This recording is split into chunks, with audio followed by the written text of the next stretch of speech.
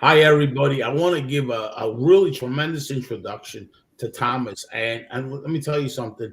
I met him and I've learned a lot from him. I've listened to his stuff. He goes a lot to Clubhouse.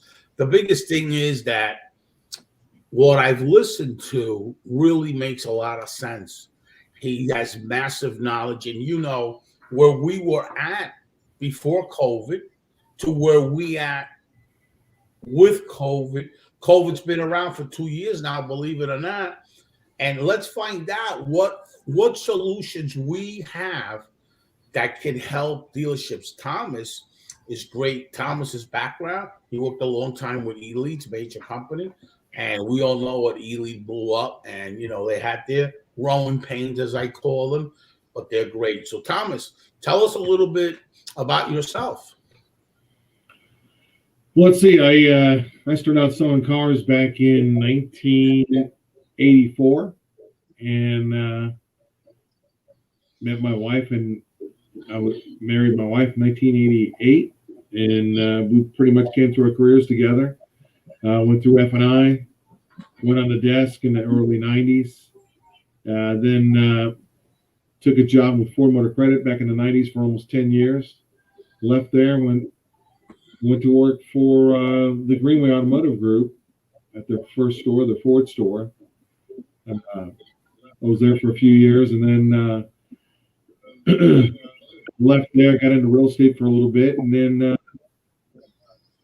came here to Valdosta. I got back in the car business, and next thing I know, I was with E-League.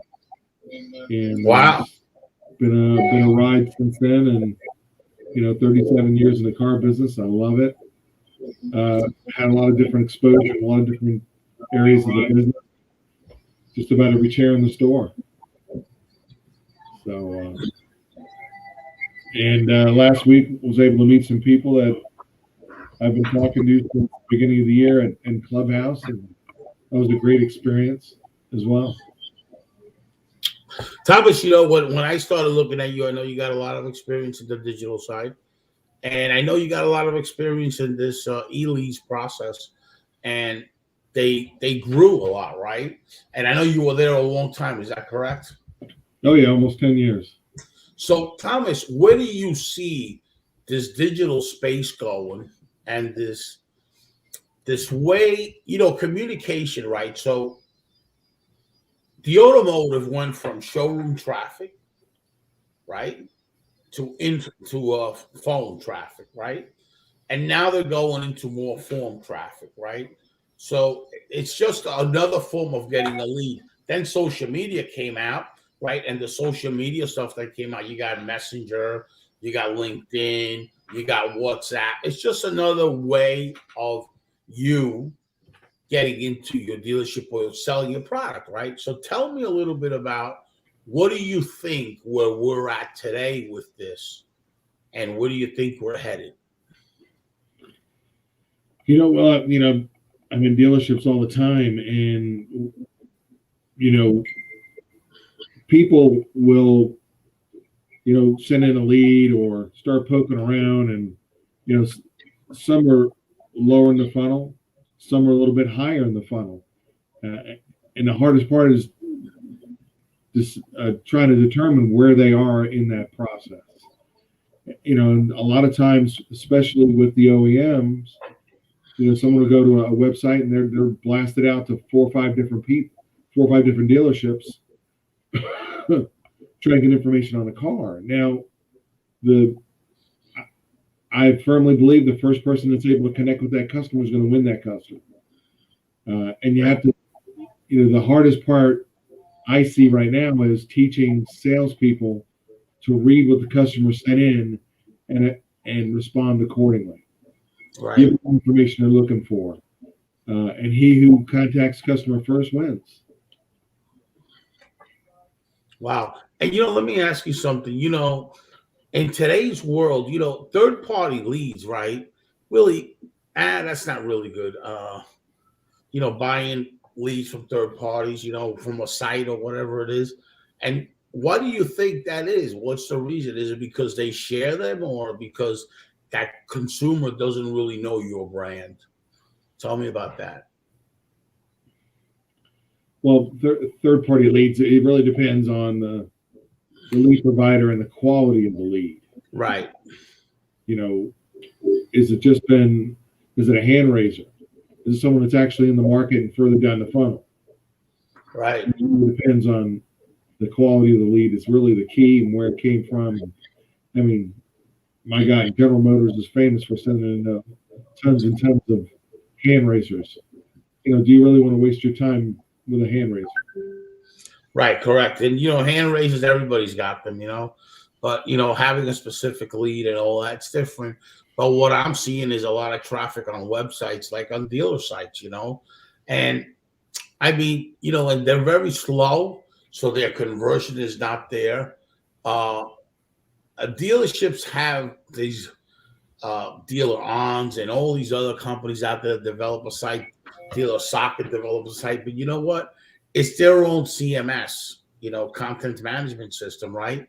So it's kind of slow. It's not like you having it on a dedicated server, running a cloud, running all these things that makes the site faster. And let's face it, the faster the site is, the more you're going to convert.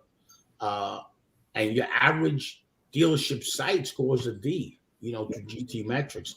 That's terrible because you're not going to get a lot of conversions, but you're still going to convert. So, and right now, there should be other solutions for this, for the automotive sector, because really speed has to do with conversion, right? If you got a fast site, boom, you're going to convert. And if you don't, you're not going to convert. So what do you think about, do you see dealers investing and spending more time on their websites for conversion purposes? Well, the biggest opportunity I see is doing an audit of a website, dealer's website. Right. Usually it's so, it looks like the old 1980s and 1990s newspaper ads. Right. There's crap all over the place. Pop up this, pop up that, from the bottom, on the sides, from the top. More of a carnival atmosphere than it is, hey, look, I'm just looking for some information. Right. Give me a couple of buttons to click on. It's really, the simpler you make it, the better. And there's so much, when dealers upgrade their sites and they change different pieces of the puzzle they may have on there, 9 times out of 10, the script's not removed. So that's what slows down the load time of the website. You'll see, stuff that's been on there for 3, 4, 5 years that hasn't been used. Or vendors that may have put some scripts on their website that they no longer do business with. And 9 times out of 10, even if they change the template of the website, a lot of that is transferred over by the website provider. Right. Asking, hey, clean it up, get rid. Just let's start fresh with nothing in there. And that's where you pick up your speed and your load times. Do you feel that dealerships should look into or start getting mobile apps? Do you think that would be a solution to help get conversion? I don't think so. Your website really should be mobile friendly. Right. And that's in essence an app. You can take your phone, and if you're on a website, you can save it to your phone, or for lack of a better term, the desktop of your phone, and bookmark it, and still get to the same functions that you get with an app. Right. But I'm not really a huge fan of apps. It's redundant. The only reason I say that is because there's an audience, right? So the people that buy cars are from 25 to 40 something, right? And then you get old enough where you say your cars are really important to you, right? But from that 25 to your 40s, and that age group is downloading massive apps, right? Not because it's better than a website, but I'm just wondering, right? Looking at that audience that believes in the app, versus the website, right? Because the app's on your phone, click, you see everything, right? So I'm wondering if maybe dealers should start entertaining the idea of that. Maybe on the retention side, not on the acquisition side. Yeah, meaning on the retention side and the acquisition. Because, for example, ShopSmart has a mobile app, right? When we drive traffic through Google, right, we see the analytics when it's a mobile. They're downloading the app, and we're generating a lot of leads from that application. So, I mean, I understand there's a lot of inventory there, so it's much easier to navigate versus the app. But as just looking at that data, I don't know if dealers should have an app or shouldn't. What I do know is how we're looking at it and what we have from ShopSmart, which is the lead gen, right? That's what we know. And we know that lead gen, a big percentage of them are coming from the mobile app. Now I'm wondering why. Well, does your mobile app have multiple dealers' inventories or just one dealer? Yes, it has everybody's inventory, right? I got everybody's inventory. I'm a lead gen, right? So I use everybody's inventory, and that's how I generate leads for those stores. So, I mean, I as far as apps go, I like Car Gurus because it tells you, okay, hey, it's a good deal, it's not a good deal, right?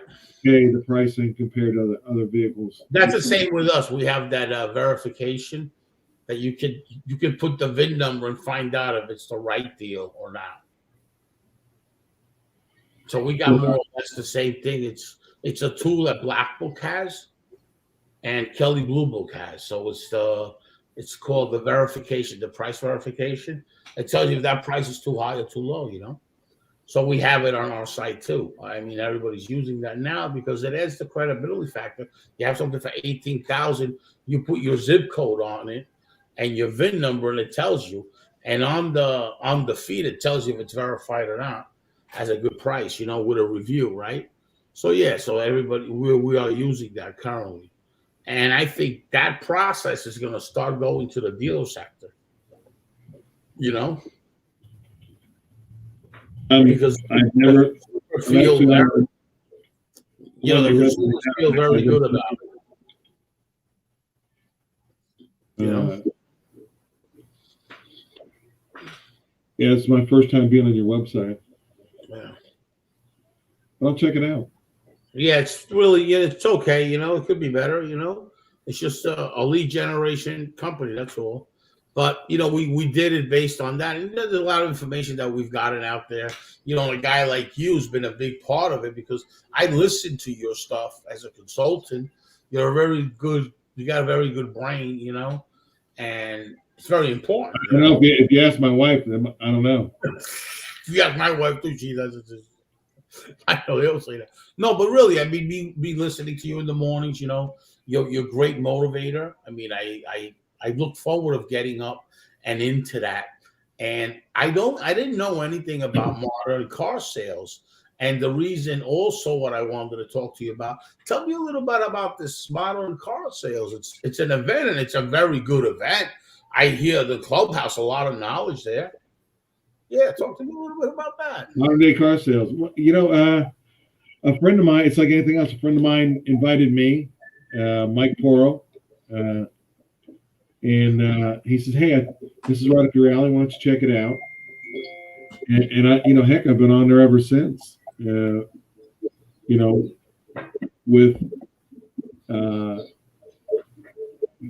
just a couple of clicks, you're on there, and you just started connecting. And then we just had this what we call an unconference, first one we put together last week, and people showed up. And again, it started with just a conversation, and someone had an idea. Hey, being we're on here every morning and we get to know each other, why don't we meet in person?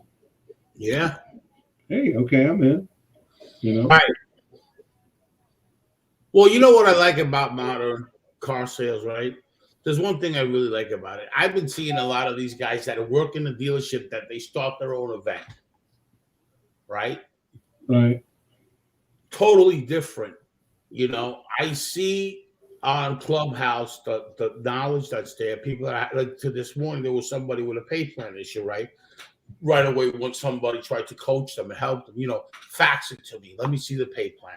Let me go over the pay plan, So, and that event would let them, the thing would make a wish, right? Make a wish, which is a very important thing. I see how much you guys got on this make a wish thing. It's amazing, right?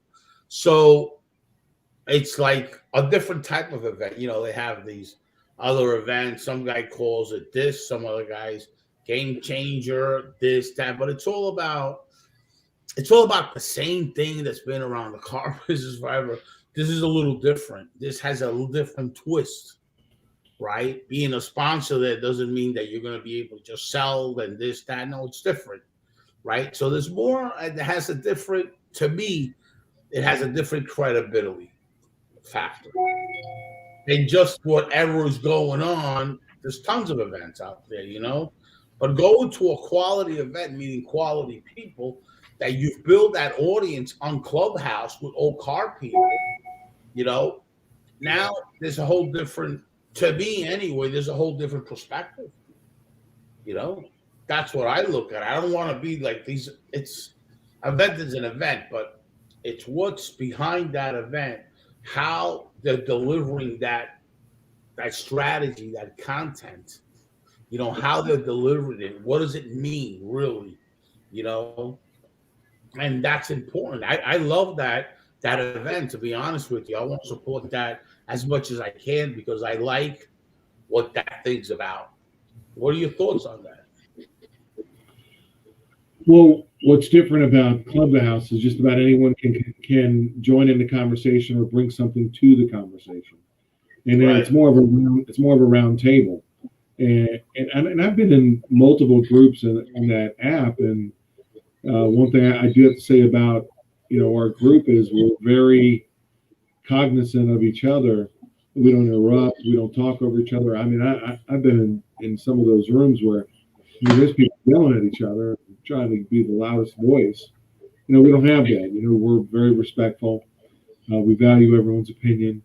We do call it the People's Clubhouse, where anyone can raise their hand and bring up a topic, whether you're a general manager, owner of a dealership, where you're selling cars, you're a service writer, not to demean any of those positions, or even if you're a technician. Hey, come on, join us, talk to us, tell us what's on your mind. Wow. I love that event, I really do, because that event's very lucrative, and I see you guys do tremendous job. At 6:30 in the morning it starts, right? That's the time I see it. Yep, we're Monday through Saturday, 6:45, and it'll typically run to about 9 o'clock. We're trying to get a few people to take over the 9 o'clock hour on the West Coast to kind of keep it going if they so desire. And we'll see how that goes the next couple of months. And it's been a great experience. I've made a lot of great relationships. I've met a lot of great people. And, yeah, me too. I met you there. I met a few people there too. I actually enjoy it because I enjoy the knowledge. I enjoy, you listen to the people and there's concerns and then there's solutions, right? So, I mean, the solution's always greater than the problem. And that's what I like about it. Somebody talks there about a problem and right away you got a few people reaching out and coming up with a solution, and we know who has specific specialties. So we'll contact this person, and not to belabor anything. We're not going to sit there and let someone monetize the conversation. Hey, we know. Hey, take it off. Let's pick it up offline. Let's talk about this later today or something along those lines. Thomas, I really feel that there's the audience that's watching this, on and off in the replay. You got to really reach out to Thomas because he's got a lot of knowledge in this digital space. He really knows what he's talking about.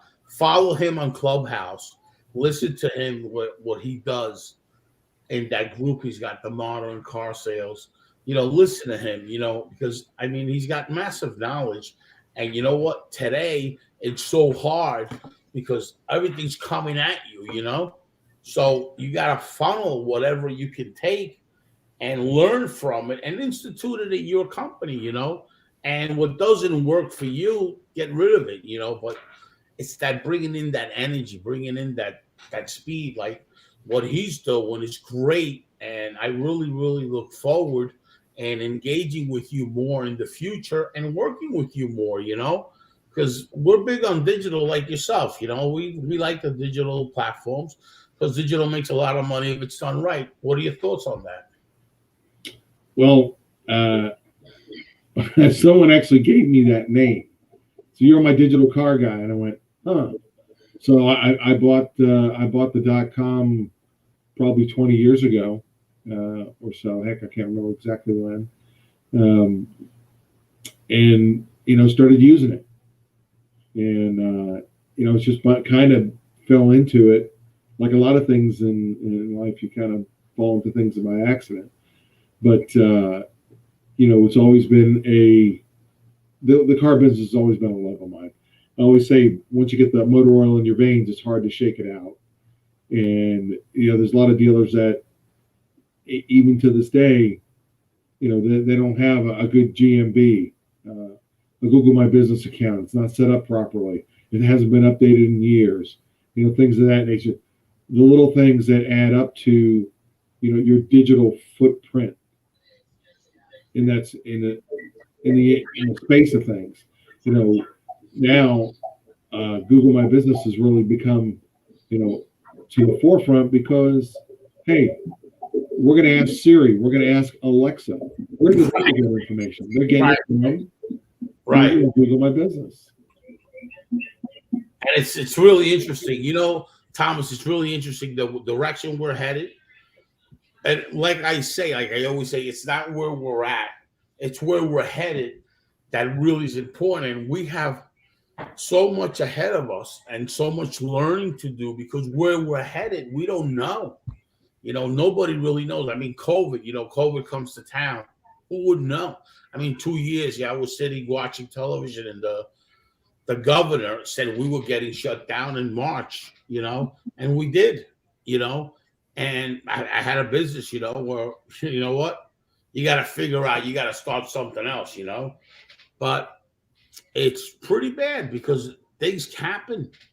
I don't know why this COVID came out, but I know this COVID changed the world and changed how we do things, right? I don't go so much on the road, let's say, to dealerships anymore. I do everything virtually. Now it's all about being online on video conferencing, kind of weird, but that's the way it is. Yeah, well, actually, the last month or two, I've been actually flying out to dealerships. Been in Orlando, Texas, and heading up to Tennessee here next week, and see another friend of mine at a dealership, and everything kind of goes full circle. Right. COVID caught us all by surprise, forced us back into digital. Well, I think now things are starting to return more so to normal, or what we used to call normal, and we'll see how the business starts to react as things start to open back up again. I know there's still a few states and governors that want to hold things back, but that's also going to bite them in the butt, I think. Yeah, absolutely. Yep. Not to get political, but things are changing. Things are changing rapidly. Thomas, the other thing is that I wanted to tell you is that something really, really interesting that caught my eye, right? How a lot of these companies now have a training module for virtual video selling. Because, selling here is totally different than you walking into a dealership. True. And, video is becoming more and more acceptable. I think the hardest part is for salespeople to get comfortable in filming themselves. Right. And I've learned like a lot of other trainers have learned, to go in and teach an entire staff is tough. But if you can get one or two people in the dealership to do it, yeah, and the other salespeople are going to start seeing their production, and then they're going to want to jump on the bandwagon. Absolutely. It's human nature. Well, Thomas, listen, it's been great speaking to you. I try to keep this short for 20 minutes, no more than that. We're a little bit over. Thanks a lot. And I really hope to come back with you the next time, because I know you got a lot of knowledge, and I know you're really smart, and you know what you're talking about in the car business. You've been in the car business forever, probably as long as me or more. You know what I mean? But thanks a lot for coming on board. Oh, hey, thank you. I look Thank you for forward having to engaging with you and with the modern car sales. Great job. I'm really happy that our friends went over there and Melinda went over there and all that. And I'm really grateful for that, because I see what a great event it is, and that clubhouse, whoever owns it and all, tell them that great job with this event. And this event's going to be top-notch events in the car business. They're making a big difference. But thank you, Thomas. Do you have anything else to add there? No, hey, I appreciate the time. Thank you for having me. It's been a pleasure. Thank you. Take care. Okay. Have a great day.